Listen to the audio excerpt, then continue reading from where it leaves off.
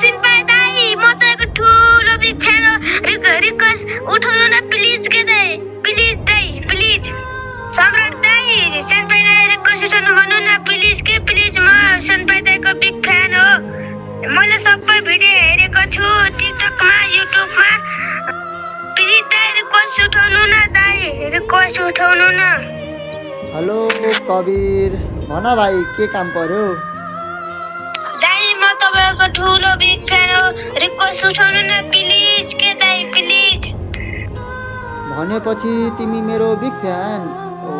कबीर भाइ ल म पनि तिम्रो बिग फ्यान भइदिएँ है दाइ म नुडा भएर तपाईले रिक्वेस्ट नलिएको अरे भाइ कसले भन्यो मैले तिमीलाई रिक्वेस्ट ल्याइसकेको छु हेर त नुब्डा पोरो सिन्पाईले कसैलाई पनि हेर्दैन सो म सबैको रिक्वेस्ट लिन्छु नि भाइ ओ दाइ तपाईले साच्चैको रिक्वेस्ट लिएको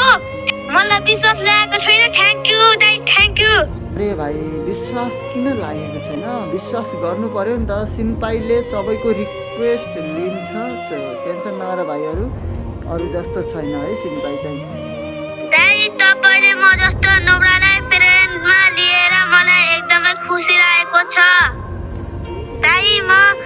सबै साथीलाई देखाउँछु तपाईँ मेरो फ्रेन्डमा भएकोमा ए हो र ल तिम्रो साथीहरूलाई पनि देखाउने ल किन होला देखाउने मेरा साथीले तसँग कोही युट्युबर छैन भनेर हेला गर्थे अब तिनीहरूलाई हजुर फ्रेन्ड भएको देखाउँछु